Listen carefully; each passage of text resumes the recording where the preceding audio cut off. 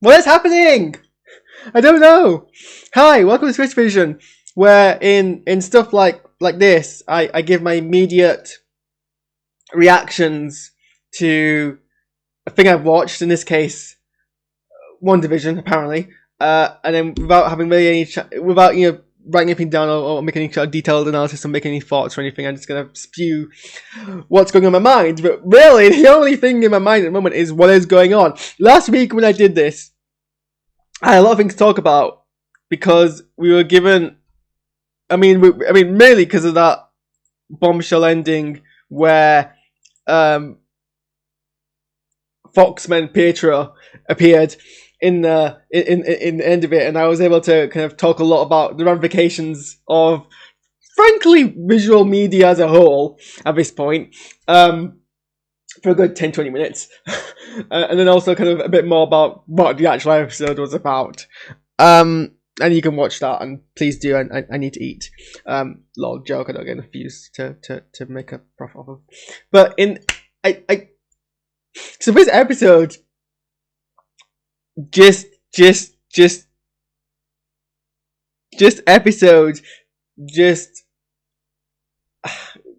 doesn't stop. It just keeps moving. It moves so fast. It skips over so much. And I don't know if that's like annoying and bad pacing or like just genius. But it's hard to tell because it's just so meta. Okay, I wasn't one thing. but 90, and this didn't last long. It's like they dropped this very quickly on. But the part of the episode which was 90s, like the beginning, kind of 10 minutes, I guess. Well, I don't know. Episode simultaneously feels longer and feels shorter than it actually is. The first part of the episode was very was painfully 90s. I was having emotional flashbacks to the shows I watched growing up.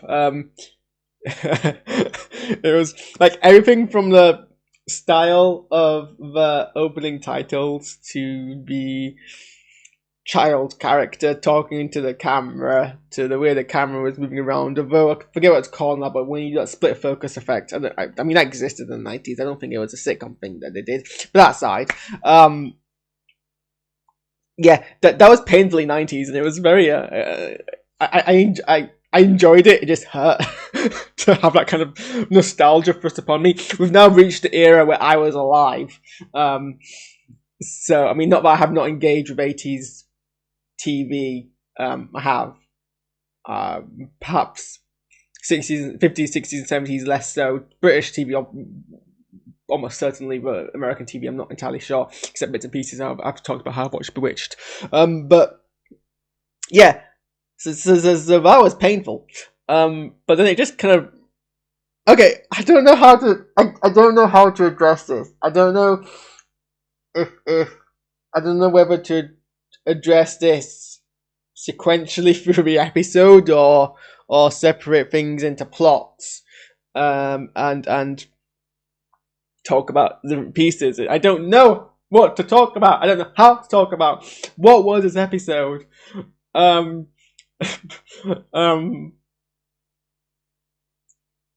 So yeah, we get no resolution to the cliffhanger, which is annoying but also great. That's gonna be my succinct logline for this show. Great but annoying, or annoying but great. Probably the latter, actually. I think it's more annoying when it's great at this point.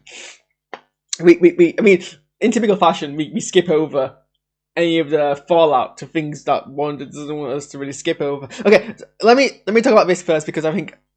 Okay, so I don't know which order to take this in. That's the annoying thing. It just I can't. I don't know. No one knows. Not even the characters know what's going on. How am I supposed to know what's going on? Who am I supposed to latch on? My logical center. I need to calm down. Where was I? I finally started to build onto a point. Okay, so yeah, the end of, also, apparently orange is a bad colour to wear on a stream because I realised that depending on where my hands are, I either swap between darker orange or lighter orange, and now it's distracting me. So yeah, we ended the last episode with the cliffhanger. God, what giant cliffhanger it was. And now I've pointed out to you about my t-shirt. It's gonna be annoying, you know, isn't it? It's gonna be annoying. It's going to annoy you now. Words, Harris. Focus on the show. You've got 4 viewers. You've lost one. You were doing so well.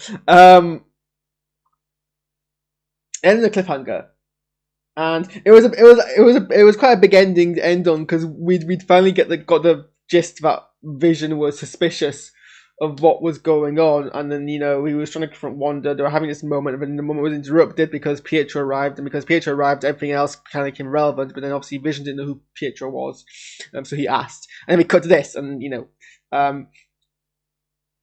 yeah, it's strange because in a lot of respects it's like we've reset, because we've started a new show, we've started a new era of television, so we reset to the to, you know, everything being normal, you know, in terms of, you know, Vision's not calling out Wanda for what's going on. He's not trying to investigate it with her. But on the other hand, we get allusions like, you know, Vision clearly makes kind of innuendo about Wanda misbehaving, and being responsible for stuff, and then he kind of makes an excuse to split apart from the family so he can do his investigation, which is all a direct kind of continuation from the previous scene in the end of the last episode. But I mean, so thematically it continues directly, but narratively and stylistically it's a change, and I guess that's what it's throwing you. But it's fantastic. It's fantastic they can use meta concepts like that to kind of just completely baffle and bamboozle us. And then, you know, the kids, Tommy and Billy, or whichever twin it was, kind of, you know, mentions that they're having this fight, and they kind of, you know, tiptoeing around each other, kind of thing. But we don't address the Pietro thing, because Wanda didn't seem genuinely surprised that he was there, and proclaimed that she had nothing to do with him appearing, or, you know, at least the doorbell ringing. But then we're all kind of accepting that they're around, that he's here. So then we follow Vision, and Vision basically moves further and further out of the town. And as he gets further away from Wanda, people, it's like a video game. It's when you move out it's when you move out of the area you're not meant to be in, the characters aren't programmed with as much detail. It's kind of like that. He moved into a place he wasn't meant to be, so the characters didn't have any movement. Which I mean, haven't really got an explanation for, because it's not as if this is the first time Vision's been away from Wanda. When he goes to work, he's in a separate scene from Wanda. But I guess it's because he was going somewhere she didn't expect him to go. And it's possible that now, narratively, we're kind of making the village bigger, so it's harder to really control people that individually. So really they just kind of do very generic repeating motions, much like a distant character who hasn't got much detail would do in certain characters, and then further out you go, they just have no motion anyway, just static people. But it's a really creepy scene. But what's kind of even creepier is that the music doesn't tell you this. The music is a normal kind of chill night vibe music. It's not horror, it's not thriller music, it's just general chill music. It's the music does not match the scene, and that is what kind of makes it really chilling. So yeah, and then eventually he reaches the barrier, and I guess I have to cut back to that because we need to talk about what else happened. So whilst they're wandering around, Billy and the other one, Tommy or whatever his name is, I don't care, develop the powers. I am somewhat aware of these characters in the comics from secondary sources. I think one of them becomes Speed. Basically, he inherits Quicksilver's power. Also, I laughed out loud when Pietro and the other kid were wearing Quicksilver outfits. That was hilarious. So he kind of manifests his power. And then the other kid also starts to manifest his power right towards the end. And then Wanda and Pietro talk, and what's interesting is that Pietro knows he knows they're in a TV show. Like, he refers to himself as a character. He describes his thematic role in this episode. He refers to how he was, brought in as a guest star in the seasonal special, Halloween special. He was meant to be the sympathetic brother. to kind of, tie in the emotional storyline. He refers to his plot relevance. And he seems somewhat aware, that he's died, that he's dead, but they don't, no one seems to know why he looks different. But, at least they showed Aaron Taylor-Johnson's character, even if it was just in the flashback, and just in the previously segment, not in the actual episode. Which is interesting, because it's I was so unsure whether we'll go with this, but at least they're acknowledging that there is a, I mean, they acknowledged it before, but at least they're acknowledging that not only does he have a different face, that, that iteration existed, but we're meant to assume this is the same character, I guess. I mean, he hasn't alluded, I don't think, to any of the X-Men stuff, but I've not actually got that far in the X-Men series. I've only seen the first 2 X-Men films. Currently catching up. That's going to take some time. This series will probably end. I don't think I'm going to do it the next 2 weeks. But this show is giving me a second. Okay, you know how shows can give you secondhand cringe, or secondhand embarrassment. This show is giving me secondhand existential crises. I don't want that from a show. So he's aware, and like he talks about the kind of epic kind of ramifications of what Wanda is doing to the people in the town. He was like, so where were all children before? I assume they were just asleep in their bed, right? And how it's ethical, but you've kept most people's general personality the same. How you've kept kind of couples together, that kind of thing. Like, he seems very aware of what's going on. He seems very aware of his role. It's very, very odd. He was aware that Vision was dead, which is actually interesting because Pietro died before Vision died. What does that mean? I don't know. This episode went so fast. Like, so with the Sword Crew, even that was like a small, tiny part of it. Like, Rambo calls out whatever his name is, the director, Howard, I think, Haywood, I think it is. And then he basically dismisses them off, but they're like, we're gonna kick ass and stay around anyway. And they discover, that he's able to track Vision and people around Vision's immediate vicinity. There's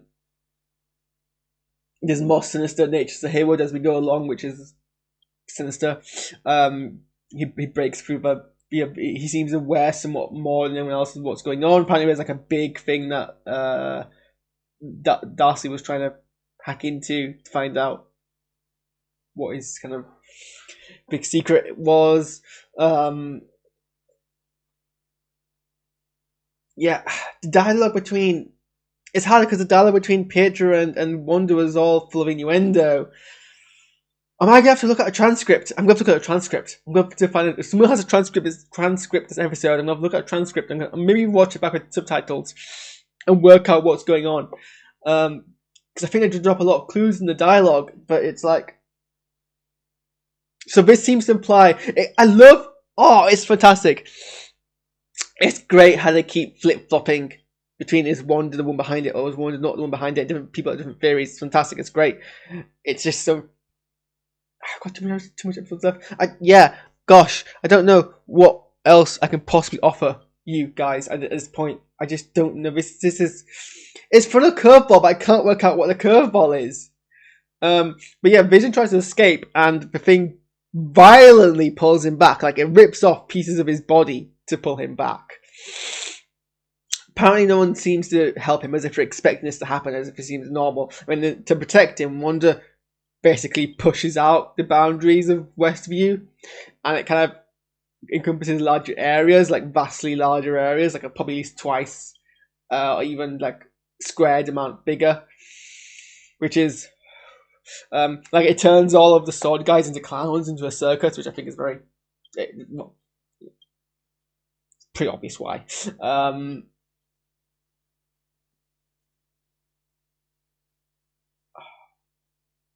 It captures Darcy, but we don't see what happens to her.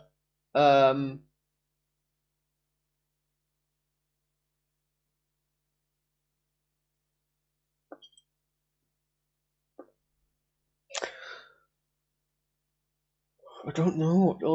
I don't. I'm struggling to theorize what's going on. It's the thing I'm the most fascinated by is what is happening with Pietro. Like they can't just drop something like that and not go anywhere. And I hope that we haven't. I hope they continue to develop this. The thing is, they don't really seem to know what's going on either. I mean, he's first been shot, and we see the actual gunshots when he turns into zombie Pietro, which I wish I stopped doing because it's really freaky. And they matched the wounds. I think they matched the wounds that MCU Pietro had. I think, or maybe it's like different, but I think we're meant to see it as the same kind of wounds.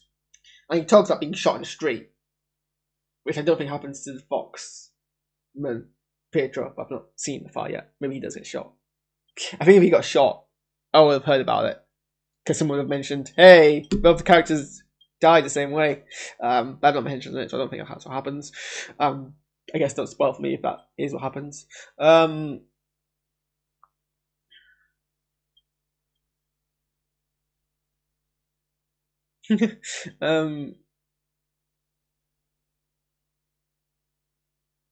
So I guess, so it's unclear. He clearly has memories of, like, we haven't addressed why he's changed. Like, why he's changed, like, why he looks different. But everyone seems to be fully aware that it is Pietro. Or at least most people. Well, actually, not everyone. Most people seem fully aware it's Pietro. I think everyone who seems to know who Pietro was before knows it's Pietro. But, like, he even says, like, she even asks why, what happened to your accent? And he's like, well, what happened to yours? The annoying thing, and I'll end on this, because I think I'm blabbering and I think I have very little else to offer. I want to offer more, but it just a lot of the characters who are talking, who are pushing the plot. Okay, there are characters who know things and aren't telling us, but they're talking to each other as if Ivan knows without making it explicit what they're referring to. They're doing it very, very well because we skip over the part of conversation, I assume, where they would make things explicit. Or we have characters who have no idea what's going on, and neither of them are helping us really grasp the situation. Like, Wanda knows what's going on, Pietro seems to know what's going on, but neither of them are really sharing, and then no one else really knows what's going on. We're given a lot, but again, none of it really clues us in. And it's like, this is probably all gonna like have to fall together. Either it's gonna have to all fall together in the last episode, or it doesn't fall together until Doctor Strange in the Multiverse of Madness. Which would be infuriating, because we're probably not gonna get that until, end of this year, next year, at this point. I mean, let's not hold our breath for the return of cinema, because who knows at this point what's happening with that. I don't know. Okay, I'm thinking I want this Pietro to be a combination of the two universes, because that would mean so much for like the wider picture. I think I'm caring more of the wider picture now than the actual character and the plot. Because I think if you take away that element and you actually just assume this is the same Pietro, then it's kind of. But I don't know, because Vision is there because she's transformed Vision's corpse. She can't possibly have access to Pietro's corpse because Pietro has been dead for, I don't know what year Age of Ultron's saying. It was released in 2015. I think it was also set in 2015.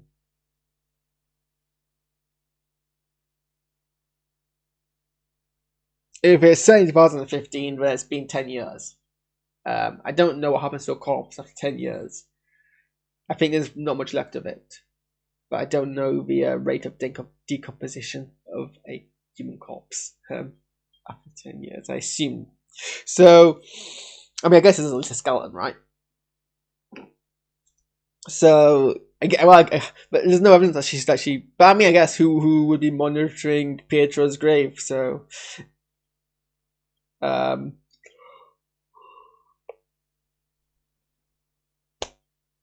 I'm getting myself all excited now. I've knackered myself out.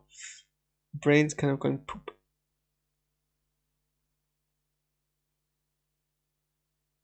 I don't. I'm trying to think of some decent theory, but you know me, I hate reaching, so I'm trying to think logically, but it moves so fast, it doesn't give you time to think. It's like I guess it's, well, it's like mental torture. And there's also a part with this character where Herbert was like asking Wanda if she wanted anything changed. So even the people being kept prisoner seem more self-aware. Agnes. We can talk about Agnes because this episode portrayed in a way which seemed very kind of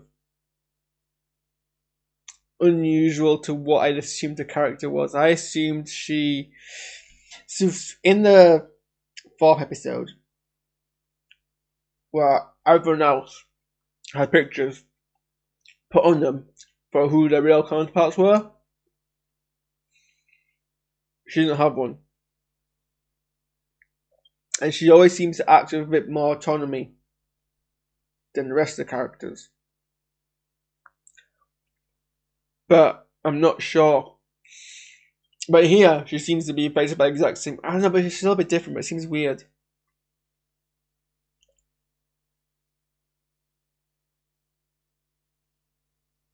She had a weird role to play here.